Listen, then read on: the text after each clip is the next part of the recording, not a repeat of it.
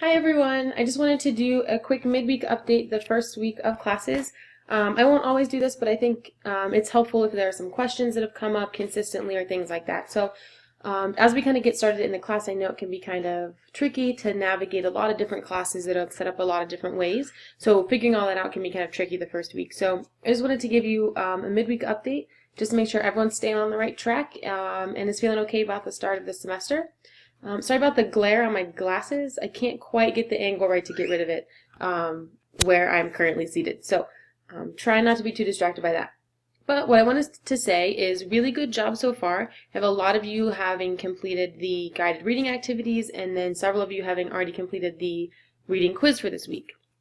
And then also a fantastic job in the introduction discussion. You all have done a great job of getting to know each other, saying who you are, your 3 things that you've chosen from your list of 10, and then replying to each other and kind of getting a discussion going. It's great to see that a lot of you have a lot in common. I noticed many students in both of my classes, both sections here, actually who are studying ASL or no ASL, which is really cool. And so for those of you who are studying sign language, just wait till we get to the linguistics section of the class, because we are going to talk about that a good bit there. And I do know a little ASL as well, and it's been something very interesting to me. So it's cool to see that not only you guys have stuff in common, but I have a lot in common with many of you as well. Okay, so that being said, here's a few things you need to keep in mind. Make sure you are, number 1, doing those guided learning activities, and then following that up with the reading quiz.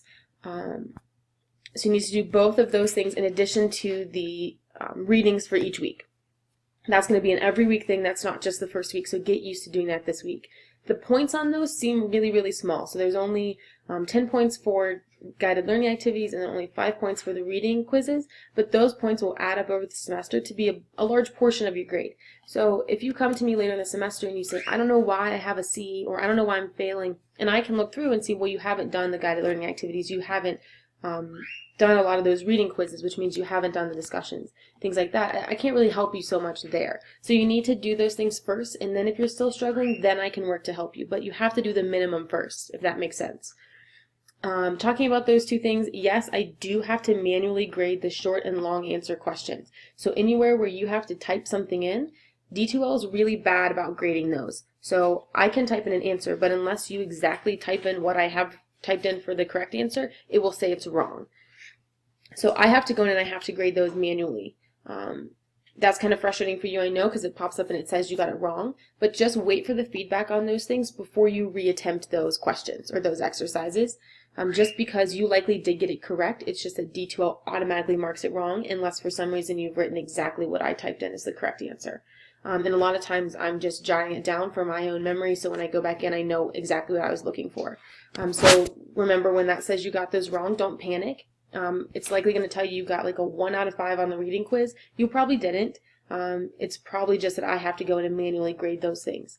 And then as I go through and grade each of those types of activities, the guided learning and the reading quizzes, I'm going to give you feedback on your answers. So I'll go through, sometimes it's just like a really good job, great job response. Sometimes I'll elaborate on it. Sometimes I'll give you a little extra information, things like that. And so you can go back in and look at those things. If you go back in, you can view your submissions.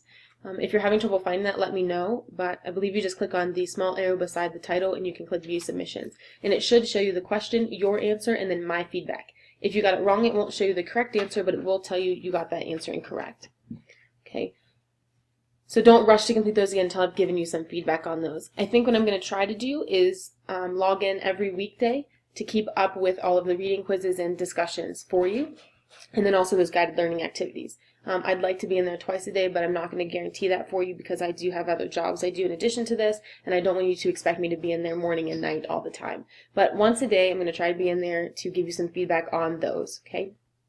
I have also decreased the score you have to get on the reading quiz to participate in the discussion. So it was you had to score 90% on the reading quiz. Now it's down to 80. That's because there's only 5 questions. So to score a 90, you'd have to get 4 correct and then partial credit on another. To score an 80, you need to get 4 out of 5 correct. So now you only need an 80 on the reading quiz to access that week's discussion. That will be the same for the rest of the week. This week you will have unlimited attempts for that reading quiz. That's to get you used to the system. Starting next week, you're only going to have 2 attempts. So do it once, wait for the feedback, like I said, and then take it again. Okay, it will tell you what you got wrong, and then I'll give you some feedback. So if maybe you missed a question on what do the subfields have in common, for example, a question from this week, you got that incorrect, I'll give you some feedback that tells you, okay, I discussed it in this video in the guided learning activity, and it's also in this chapter of your book. So then you can go and you can seek that answer out, and then retake the quiz, and then get it correct. So you're only going to get 2 attempts on the reading quizzes from here on out. Okay. For the discussions, I've added a rubric. It's in the introduction thread forum. So if you go in there, you can see how it will be graded. That's going to be the same for all of your discussion posts. Okay. You do need to post once and then reply to a minimum of 2 other students' posts discussing what they have, whether it's something you agree with, you disagree with, something you think they missed, or something you didn't think of that they mentioned, anything like that. It's to mimic a class discussion. So think about what you would say in class if someone said that out loud. How would you respond? Okay, so that's going to be the same for everyone. The length of your initial discussion post should just be kind of up to you, but you do need to answer all of the questions completely. Okay, and don't write a book, but don't write 2 sentences either. Right? People tend to zone out after about a paragraph or so don't write a ton because you're going to lose your audience. Perfect. I just have a list here, so let me just make sure I got everything for you. Okay. Those reading quizzes, you have to complete those, like I said, to access the discussion board, so make sure you complete those in time so you have time to post in the discussions. Okay. And then on Sundays, I'm going to push all of the grades to the gradebook. So right now, even though you might have a graded attempt for a reading quiz or something like that, it won't show up in the gradebook. On Sunday, I'm going to push all of the grades that direction. They'll upload into the gradebook for everyone at one time. So if you don't see a grade on Monday morning when you log in, just shoot me an email and say, hey, did I miss an activity, or are the grades going to be uploaded soon, things like that. So just make sure every Monday when you log in, you do have grades for the previous week. Okay. I'm going to post all this down below, written out in the news item for you so you can read through it again. But like I said, I do like to have you see my face and know I am a real person. So basically that's the update for the week. Keep up the good work. Make sure you complete all the assignments. Guided learning, reading quiz, and then the introduction discussion post, and the discussion post for week 1. So there's 2 discussions this week. That's abnormal, but make sure you absolutely do both. Okay? So post and then reply to 2 in both discussion boards for this week. Okay? All right. Finish out the week strong, guys, and then I will talk to you at the end of the week for a weekly wrap-up.